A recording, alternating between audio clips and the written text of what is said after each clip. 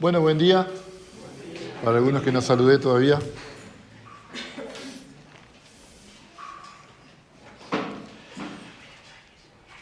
Creo que firmemente que Dios prepara todas las cosas, ¿no? Y era mi oración al Señor que Él preparara el ambiente y preparara los corazones de cada uno de nosotros para oír de su palabra. A veces decimos, hoy viene el gran predicador fulano de tal. Y a veces miramos demasiado el instrumento. Pero lo importante no es el instrumento que Dios ha escogido, sino el tema, de qué hablamos o de quién hablamos. Porque hoy vemos predicadores que llevan multitudes y llenan estadios, pero el mensaje que proclaman es una mentira, ¿no? Entonces, ¿de qué sirve, no? Ser un gran famoso fulanito de tal, si estoy predicando un mensaje que es una mentira, es un engaño. ¿Y qué condenación le espera a esta gente, no? Muchos me dirán en aquel día, en el día de juicio, dijo el Señor, ¿no? En tu nombre hicimos milagros, en tu nombre echamos fuera demonios, en tu nombre, ¿qué les dirá el Señor? Apártense de mí, nunca los conocí. ¿Hacedores de qué? De maldad. Y la gente piensa que está recibiendo la bendición de Dios de esta gente que predica engaño y mentira. Entonces, lo importante no es el instrumento, sino qué contenido tiene el mensaje, ¿no? Y el mensaje que no glorifica a Cristo no merece ser escuchado. Así que tenemos que tener cuidado, ¿no? Y el Señor preparó en esta reunión, en esta hora, el ambiente. Nuestro hermano eligió muy bien los coritos y los himnos que glorifican ¿a quién? ¿A la persona? ¿Al que dirige? ¿Al que predica? No. Glorifica a Cristo. Y eso es lo que nos alimenta, eso es lo que nos hace bien, ¿no? Recibir de Cristo, ¿no? Vamos a orar. Padre, te alabamos por tu palabra, que es lámpara a nuestros pies y lumbrera a nuestro camino.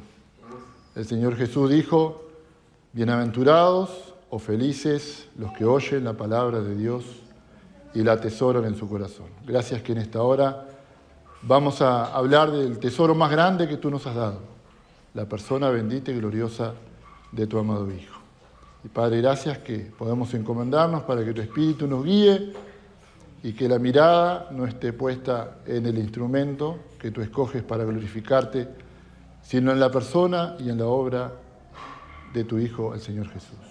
Padre, nos encomendamos en tus manos, pedimos tu guía, neutraliza todo poder de la carne, de los demonios, de lo que sea, Padre, que esté estorbando en esta hora, para que podamos gozarnos contigo, viendo pecadores pasando de la muerte a la vida, de las tinieblas a la luz y de la potestad de Satanás a Dios, y que podamos ver a tu iglesia edificada y fortalecida en el Señor. Padre, pedimos esto y te agradecemos en el nombre del Señor Jesús. Amén. Vamos a leer en el libro del profeta Abdías, que comencé el año hablando de este libro, y Abdías, profeta Abdías,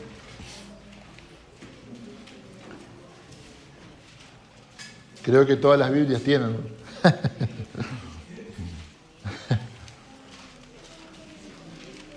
Después de Amós y antes de Jonás.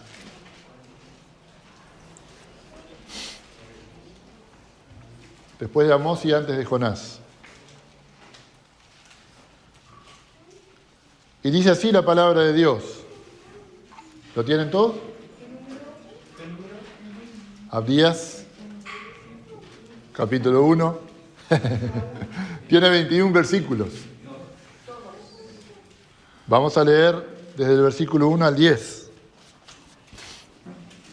Habíamos dicho los mensajes anteriores, que el libro de Abdías es el libro más corto del Antiguo Testamento y el tercer libro más corto de toda la Biblia, ¿no? El autor es, naturalmente, Abdías. No sabemos cuál de los Abdías que menciona la Biblia, ¿no? Hay a lo menos 12 o 13, según los entendidos.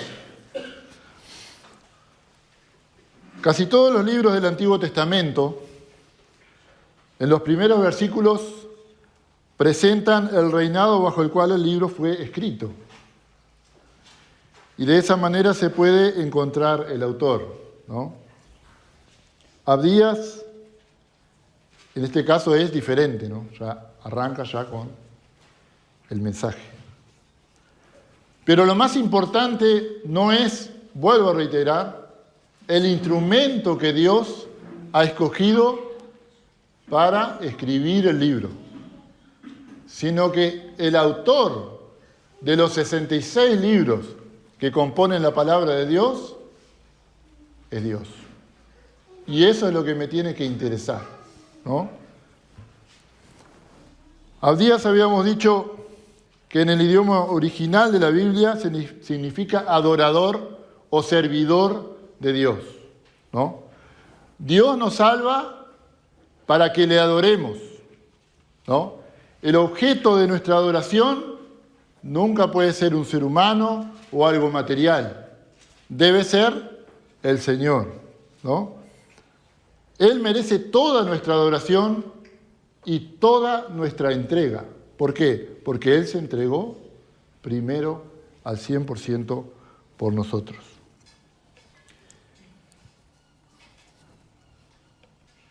Significa adorador, algunos dicen del verbo hebreo barak. ¿Qué significa esto? Significa que Dios es Dios y que Dios nunca se equivoca. Que Dios siempre tiene la razón en todo lo que hace y en todo lo que dice.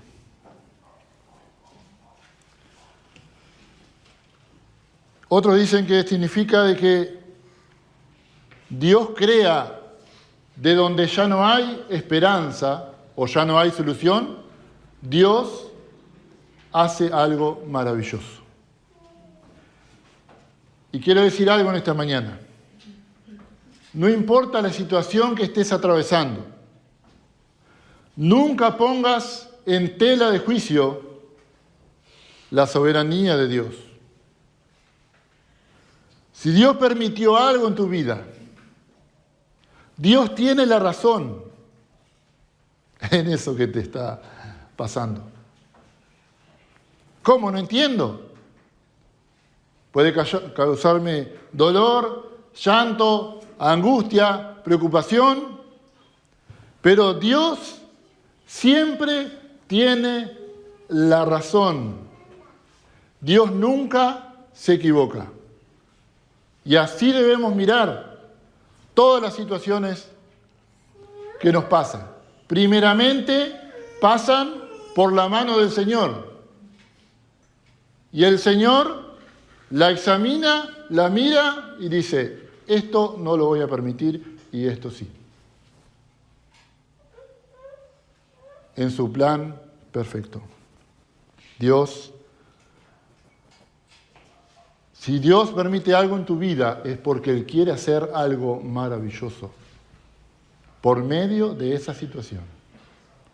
Y dice Pablo a los romanos, a los que aman a Dios todas las cosas. Aún el dolor, aún la tristeza, aún la angustia, aún la falta de trabajo, aún si estás en un hospital internado, no importa. Eso obra para bien. Tranquilo. Versículo 1 dice, visión de Abdías. Jehová el Señor ha dicho así en cuanto a Edom. Hemos oído el pregón de Jehová y mensajero ha sido enviado a las naciones. Levantaos y levantémonos contra este pueblo en batalla. Dios tenía algo que decir. Hemos oído el pregón. ¿Qué es el pregón? Es el mensaje de Jehová, el mensaje del Señor. Dios tiene algo que decir. Y todos los días de nuestra vida, Dios quiere decirnos algo. Ya sea por la palabra de Dios, ya sea por un hermano que nos habla, que nos aconseja, que nos exhorta, ¿no? O por una circunstancia que estemos atravesando, Dios siempre tiene que decirnos algo, todos los días. Dios tiene un mensaje para nosotros. Y tenía un mensaje para Edom. En este caso era un mensaje negativo. Edom, como habíamos visto, son los descendientes de Esaú. ¿Se acuerdan que habíamos visto? Esaú es el que vendió la primogenitura a su hermano. ¿Por qué?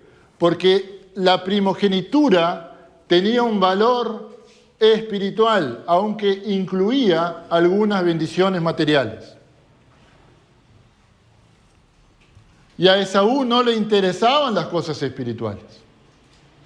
Le interesaban las cosas que podía palpar y que podía ver. ¿Para qué quiero la primogenitura?, pensaba Esaú. Si me voy a morir de hambre. Y así piensa el mundo hoy en día. La gente se afana por las cosas materiales, pero no se preocupa por su alma y su relación con Dios. Esaú cambió la primogenitura o la bendición del Señor por un plato de lentejas. Y la gente hoy en día cambia al Señor Jesucristo y a las bendiciones espirituales que tenemos en Cristo por las cosas temporales, por un placer temporal. Esaú, este pueblo, era un pueblo carnal, que no le interesaban las cosas del espíritu. Era un pueblo materialista, que solo le importaba lo que podía ver y palpar. La primogenitura tenía un valor espiritual, pero no le importaba a Esaú. Dice la palabra de Dios en 1 Corintios 2:14, dice Pablo, el hombre natural no entiende las cosas que son del espíritu. Dice, y para él son locura. A la iglesia un domingo de mañana, pero vos sos loco. El único día que tengo para descansar y dormir, después que me voy de parranda, el sábado. Para el mundo estamos locos. Estamos locos. Y no entienden las cosas espirituales. Por eso yo digo, no le hables a un inconverso de doctrina, primero llévalo a Cristo. Porque si no, no va a entender nada. Primero decirle que es un pecador y que necesita poner su fe en el Hijo de Dios. Y Dios hará el resto, no yo. Yo no cambio a nadie. Pero lo que debo hacer es entregarle el mensaje de Cristo a la persona. El Señor te puede ayudar. Y la persona va a elegir si va o no va al Señor. Pero presentale a Cristo primero. No le hables de las epístolas, del Apocalipsis, de no sé qué, porque no va a entender nada. ¿Por qué? Porque no tiene el Espíritu Santo. Y las cosas espirituales se disciernen espiritualmente. No te gastes hablando media hora, una hora con una persona de doctrina. Yo encuentro hermanos a veces que se ponen a discutir, hasta con los religiosos a veces, ¿no?, que están totalmente equivocados. Decirle textos de la palabra de Dios y dejar que el Espíritu Santo haga la obra. No quieras convencerlo. El Señor es el que hace la obra. La obra es de Él. Dios tenía algo que decirle a este pueblo. Ellos pensaban, versículo 2 dice, he aquí, pequeño te he hecho en gran manera. La soberbia de tu corazón te ha engañado. Tú que moras en la hendidura de las peñas, en tu altísima morada, que dices en tu corazón, ¿quién me derribará a tierra? Esta gente pensaba que era feliz. Pensaban que eran felices. Sin embargo, vivían una vida de mentira. De mentira. Y Dios le dice, estás abatido. Es decir, que Dios conoce el estado del corazón de la persona. Y a veces uno se pregunta sobre personas que se han quitado la vida, por ejemplo. Pero tenía todo. No le faltaba nada. ¿Qué lo llevó a tomar esa decisión? Y dice acá, estás abatido. Porque la persona sin Cristo no tiene la capacidad para enfrentar la vida. Por eso lo que abunda es la droga. Por eso lo que abunda es el libertinaje sexual. Por eso lo que abunda son los psicólogos y los psiquiatras tratando de emparchar un poquito el problema de la gente. ¿Por qué? Porque están abatidos y buscan llenar ese abatimiento con cosas temporales y materiales.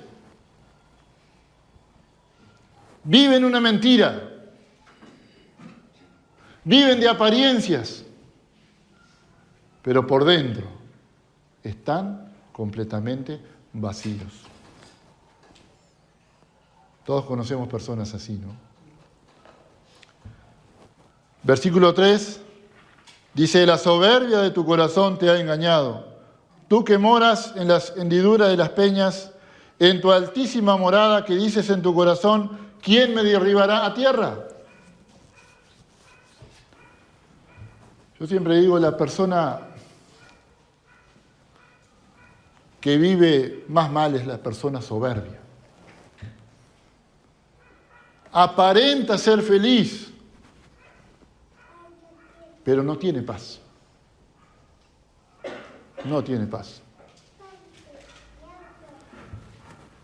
Y Dios conoce cada corazón.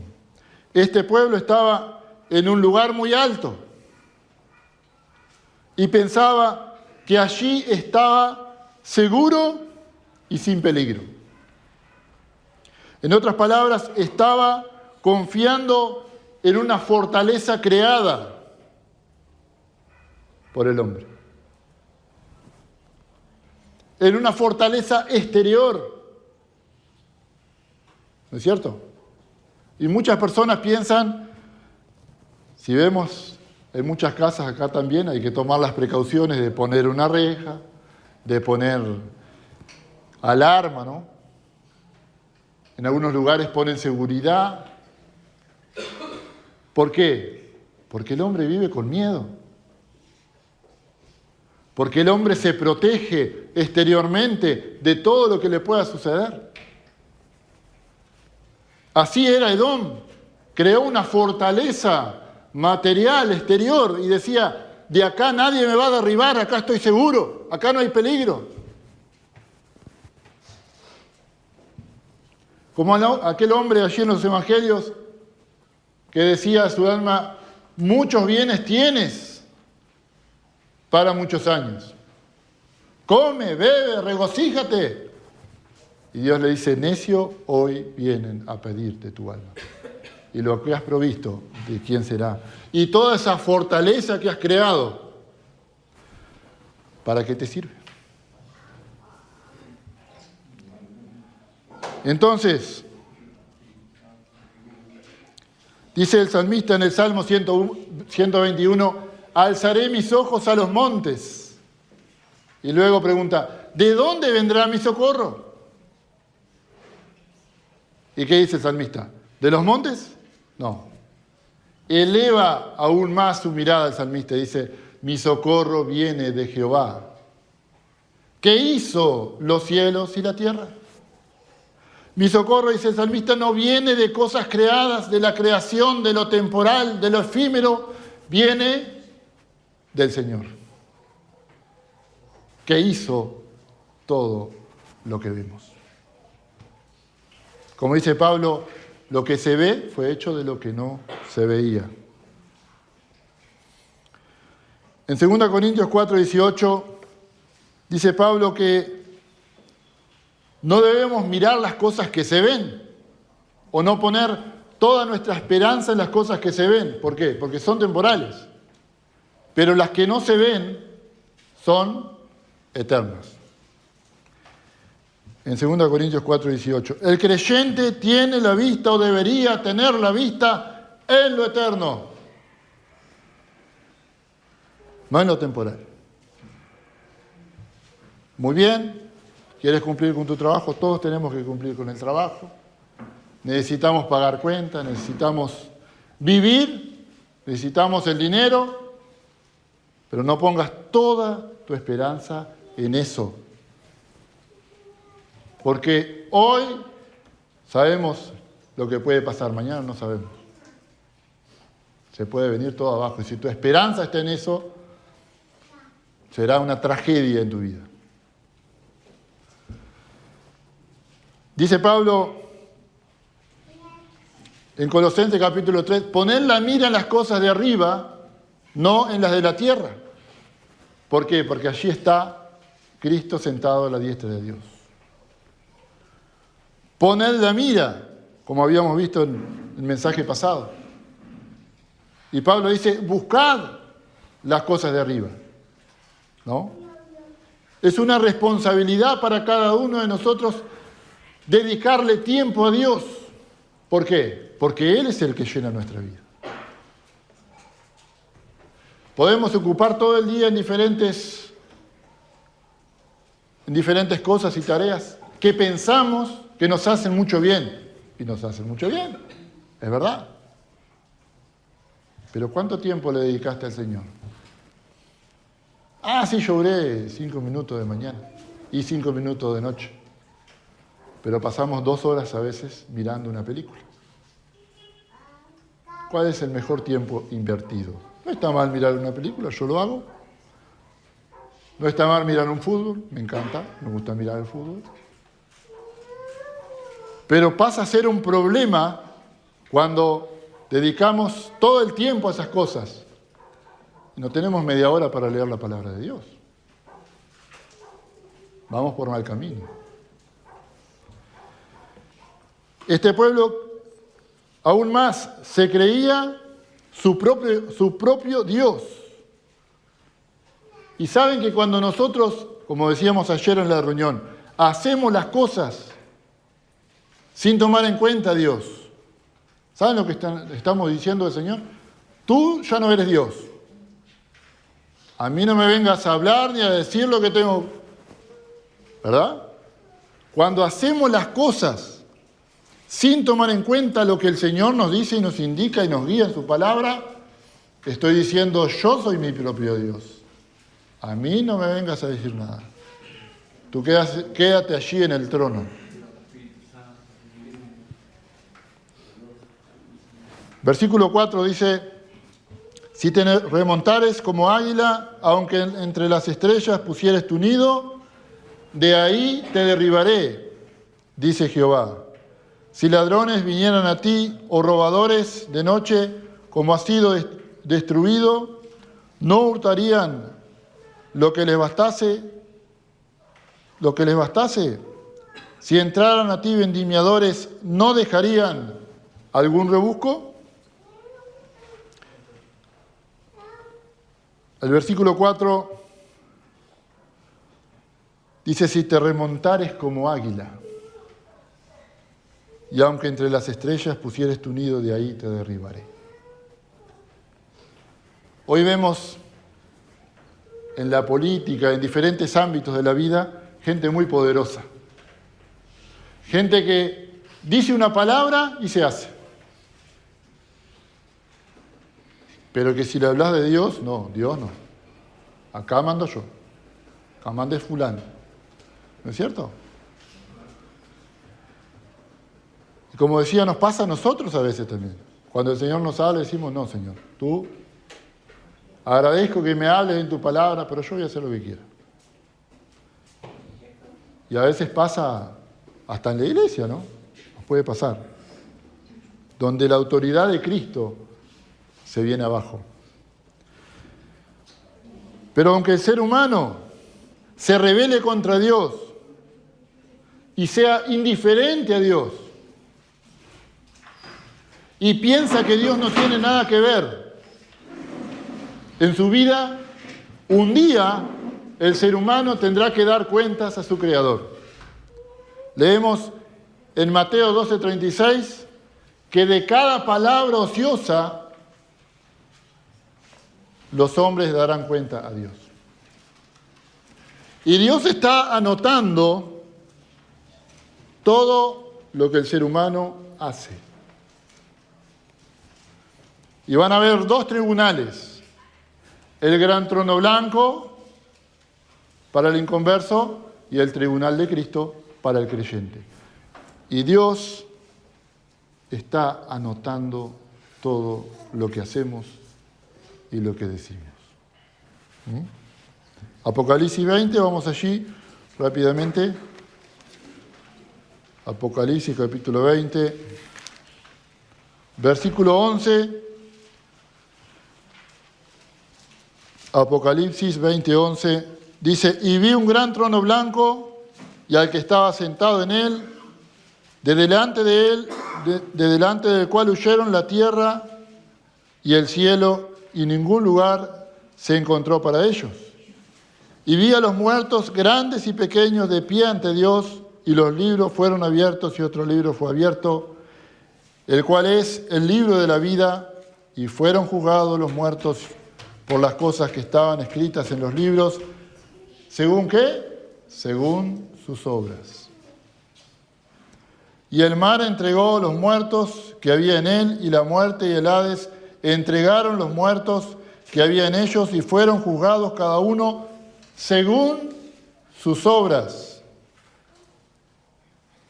Según sus obras. Y la muerte y el Hades fueron lanzados al lago de fuego. Esta es la muerte segunda. Y escuche bien. Y el que no se halló inscrito en el libro de la vida fue lanzado al lago de fuego. Entonces, toda la gente que se aparta y que es indiferente a Dios, primero, no vive bien en este mundo. Es mentira. Como dice acá, estás abatido. Y el destino que les espera es tremendo. Porque ancha es la puerta y espacioso el camino que lleva a la perdición. ¿Se burlan de vos porque sos cristiano? No importa. Se ríen, testificás y te dicen cualquier cosa. No importa. Debemos tenerle lástima a esa gente. Porque si no se arrepienten, le espera el lago de fuego. Y lo digo con mucha tristeza, ¿no? Porque todos tenemos familiares que si no se arrepienten, van camino a la eternidad sin Cristo.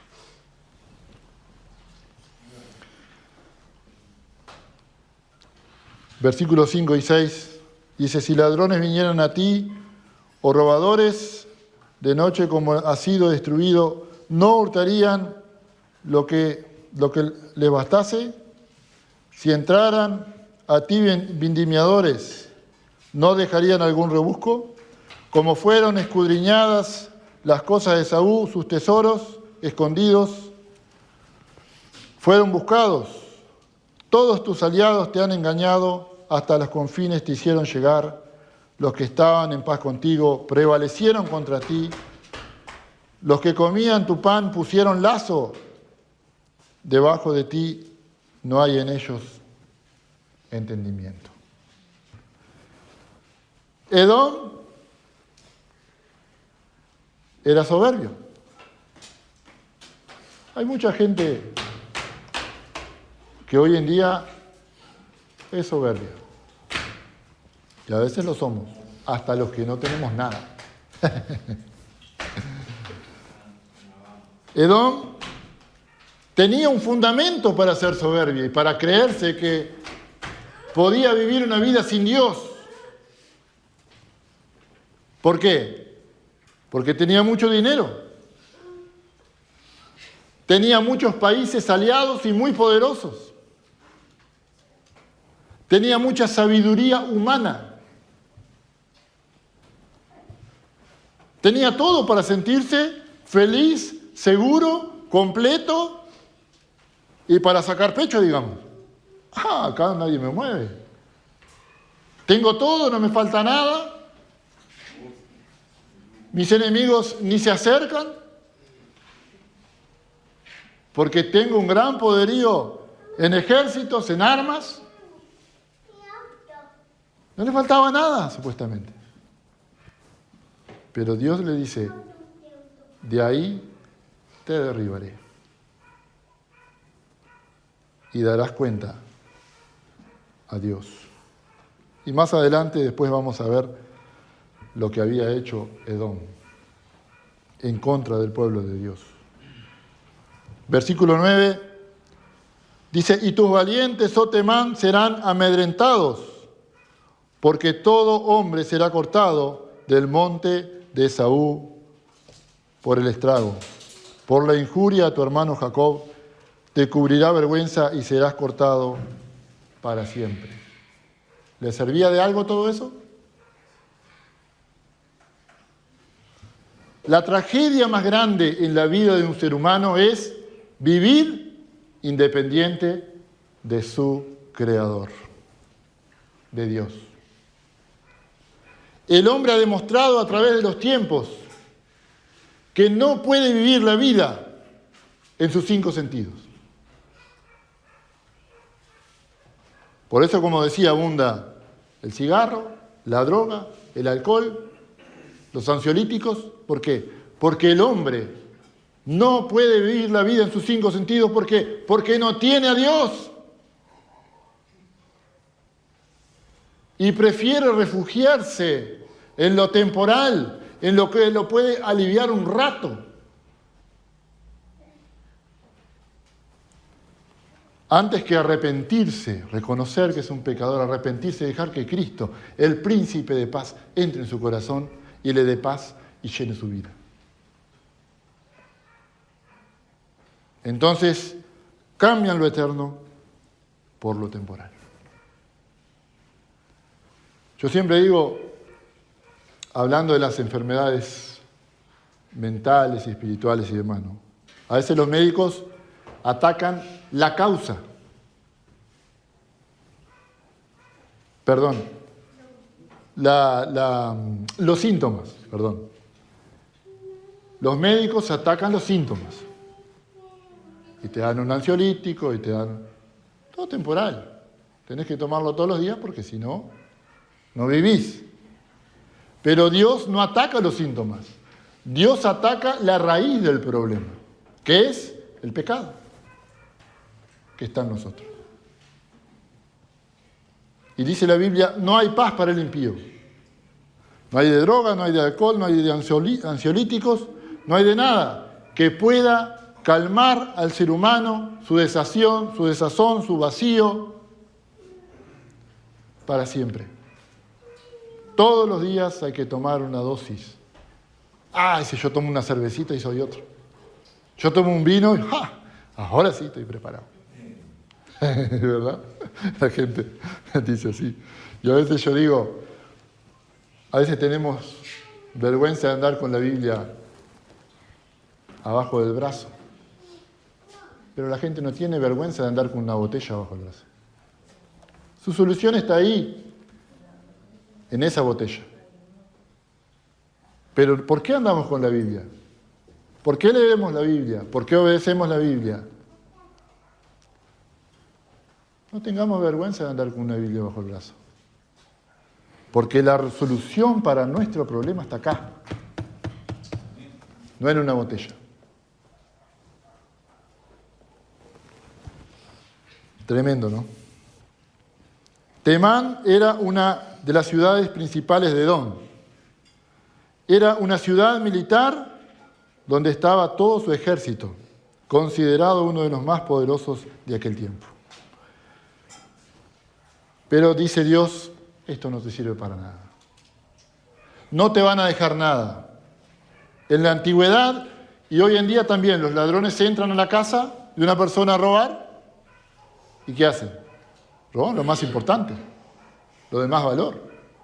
A menos que a veces a uno medio principiante, con tal de salir rajando, manotea algo y no mira mucho el valor. Pero siempre dejan algo. Y acá Dios le dice a Edom, no quedará nada. Nada quedará. Porque el hombre sin Cristo no tiene nada. ¿Qué aprovechará, dijo el Señor, al hombre ganar todo el mundo si pierde su alma? Y para terminar, quiero leer 3 Juan, capítulo 1, versículos 1 y 2.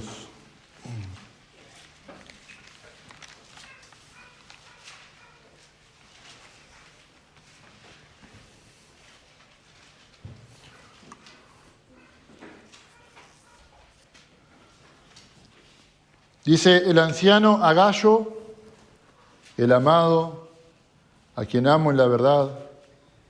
Amado, yo deseo que tú seas prosperado, no te miren lo que dice acá, en todas las cosas. En todas las cosas. ¿Está mal que el creyente tenga una buena casa? No. ¿Está mal que el creyente tenga un buen trabajo? No. ¿Está mal que el creyente tenga o quiera tener el auto del año? No. No hay problema. Pero noten bien lo que dice acá. Serás prosperado, deseo que seas prosperado en todas las cosas y que tengas salud. La salud es muy importante, ¿no? ¿Está mal que el creyente tenga salud? ¿Tiene que estar enfermo, postrado en una cama? No. Tampoco. Pero dice, así como prospera tu alma. Tu alma. Lo importante es llenar nuestra alma del Señor. Dedicarle tiempo al Señor, estar tiempo con el Señor. Dijo Cristo, buscad primeramente el reino de Dios y su justicia, y todas las demás cosas serán por añadidura, conforme a la sabiduría del Señor. No a la mía. El Señor sabe lo que te va a dar. Quizás no va bien en el trabajo, en la economía. Quizás podemos cambiar un autito un poquito mejor. Pero el Señor sabe eso. No te metas más de lo que podés, porque el Señor sabe lo justo y en el tiempo necesario que te lo va a dar. Tú pon la atención en el Señor. Ponle a Él primero, como dice Pablo en Colosenses 1:15, yo lo tengo acá, no sé si lo quieren leer. 1:15 al 18. Colosenses 1:15 al 18 dice Pablo, hablando de Cristo, Él es la imagen del Dios invisible, el primogénito de toda creación, porque en Él fueron creadas todas las cosas, las que hay en los cielos y las que hay en la tierra, visibles e invisibles, sean tronos, sean dominios, sean principados, sean potestades. Todo fue creado por medio de Él y para Él. Y Él es antes de todas las cosas, y todas las cosas en Él subsisten. Y Él es la cabeza del cuerpo, que es la iglesia, el cual es el principio, el primogénito de los muertos, y no te miren lo que dice Pablo, para que en todo tenga la preeminencia. En todo. El Señor merece que le demos el primer lugar en todo. En la iglesia, en el trabajo, en la vida personal, en lo que sea, el Señor merece que le demos el primer lugar a Él. Él tiene todo el derecho sobre nosotros, porque entregó su vida y derramó su sangre por nosotros. La pregunta es en esta mañana, yo quiero hacerte una pregunta. ¿Cuál es tu especial tesoro? ¿En qué estás confiando? ¿En quién estás confiando o poniendo tu esperanza? Edom era una nación que tenía mucho, pero era pobre y desventurada. A lo largo de los años me ha tocado visitar hermanos que están bien económicamente y tienen gozo en el Señor. Qué lindo, ¿no? Y me ha tocado visitar hermanos muy pobres, que también tienen gozo en el Señor y el Señor es todo para ellos. No importa la situación económica que estés, no importa si estás enfermo o estás sano, no importa lo exterior que te esté sucediendo, dale al Señor el primer lugar. Deja que Él tome las riendas de tu vida. Deja que Él llene tu corazón.